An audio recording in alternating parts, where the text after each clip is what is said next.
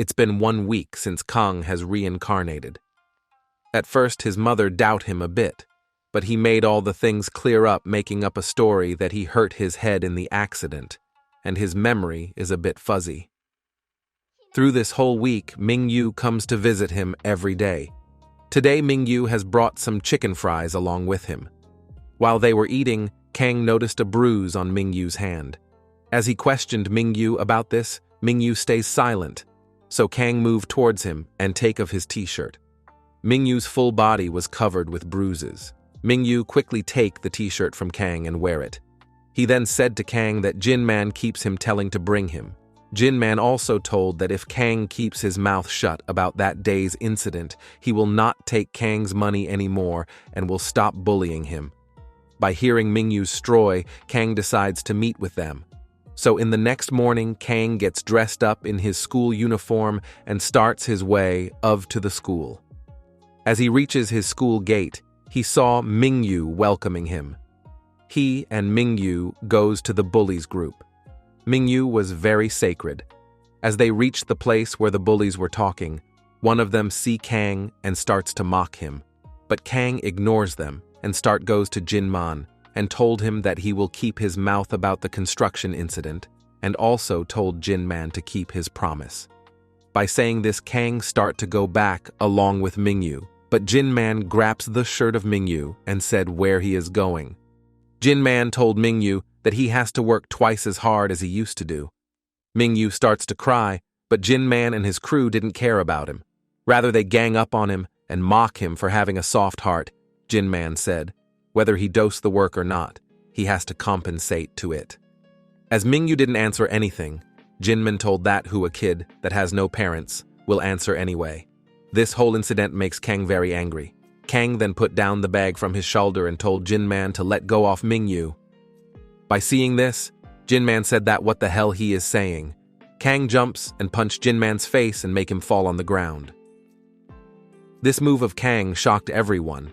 Kang then take Mingyu and starts to leave. But the fighting was not over yet.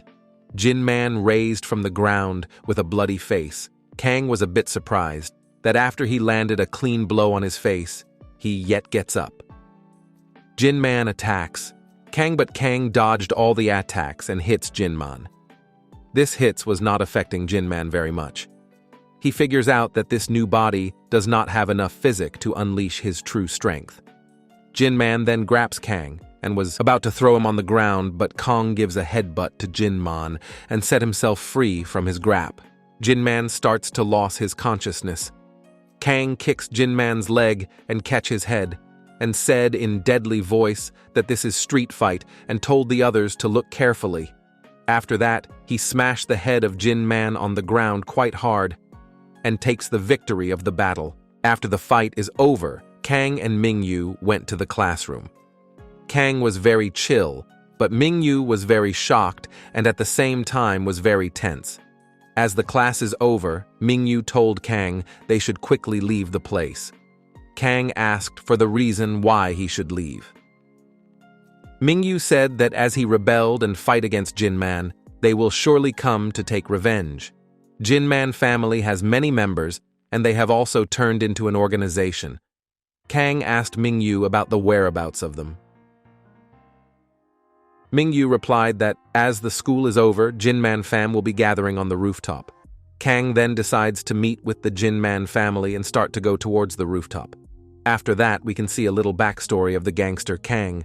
In 2005, when Kang was 26 years old and was making a name for him and his organization in the underworld. We can see Kang was beating up a gangster. The man said that he has acknowledged Kang's fist that has alone destroyed the 5 factions of Pyeongtaek. At that time, Jo Do-young, a 25-year-old boy who is Kang's right-hand man, come to Kang and said that he, along with the other members of the gang, and taken care of all the underlings. After that, Kang leaves them and left the place with his boys. Then, in a night, while Kang was walking with Do-young, the gangster, that Kang and his boys beat, comes again, with more people and surrounded the two of them, but didn't show any signs of fear and charged ahead to the gangster. He cut through all of the members' attack and landed his punches on the gangster face and beat the shit out of him. The story continues from the present. We can see Jin-man family as gathered on the roof with hockey bats and knives.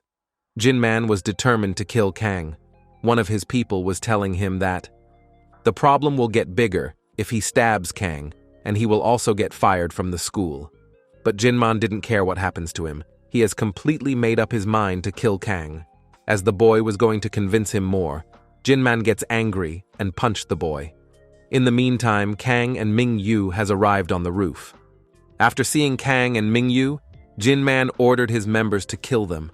The boys rushed to attack Kang with hockey bats in their hand. By seeing the boy coming, Kang jump and punch the boy at the front. He gets surrounded by the boys. One of them was going to strike Kang from the back, but Kang noticed and dodged it and placed a clear hit on the boy's stomach and knocked him out. A boy wearing a green-colored t-shirt rushed at him, but he knocked him out by giving him a soiled kick. He dominates all the boys that come at him. He showed his pure strength from breaking a hockey bat with a punch and made the boys bleed from their nose. He then kicked a yellow-haired boy's leg, and the boy starts to cry from the pain. By seeing this, the other boys get scared of him. Then Jin-man steps in with his knife. He attacks Kang with it. But Kang holds the hand of Jin-man and starts to throw punches at him and make him half dead.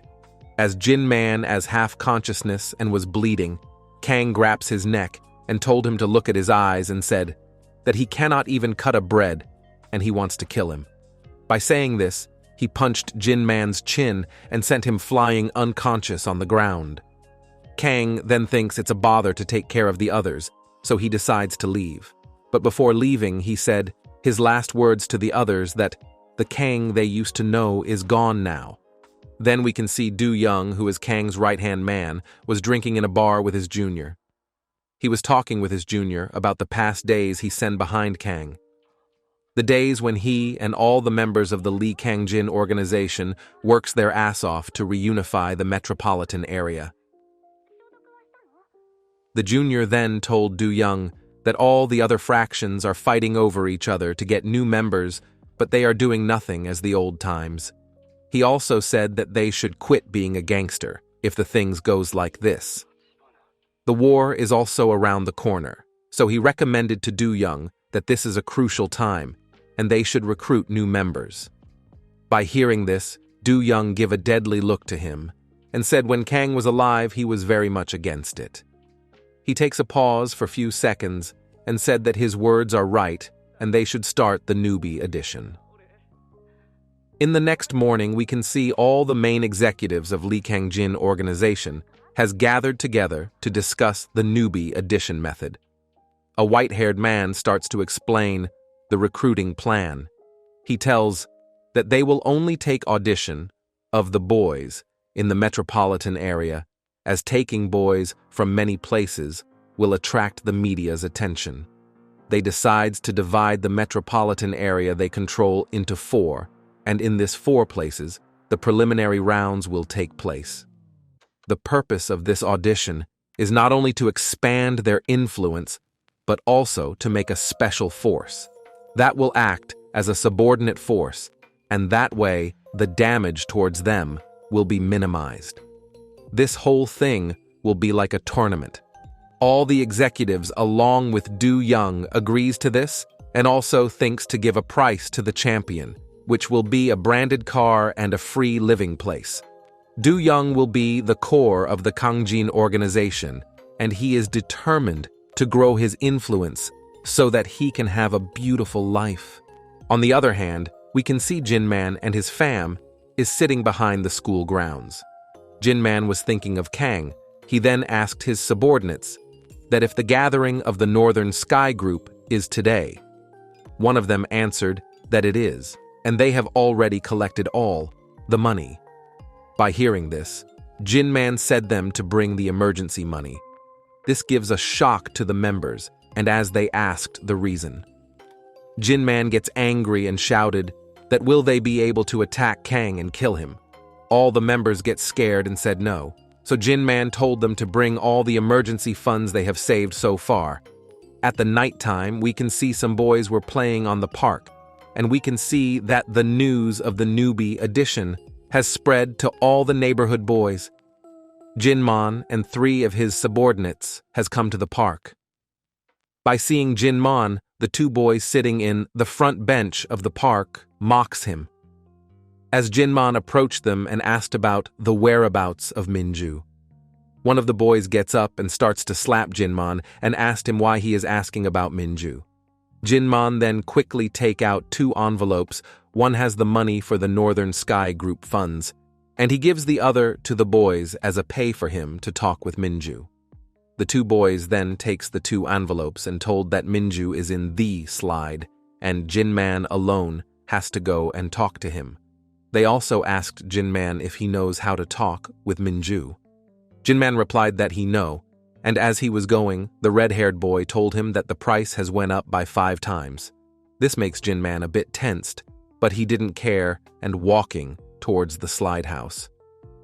As he arrives beside the slide, he takes out his phone and starts to text Minju. For every text he had to pay 5,000 won. He told Minju that he needs a help. Minju had read all of his texts, but Jin-man ran out of money before he could finish the talk. He gets scared as he remembers that Minju gets angry if anyone stops the talk rather than him. Minju speak up and said, if the conversation is end. Jin-man starts to apologize and said that he didn't know the price has went up. By hearing this, Minju jumps out of the slide house and lands in front of Jin-man and takes the golden chain from Jin-man's neck and said that now he can talk for 30 seconds.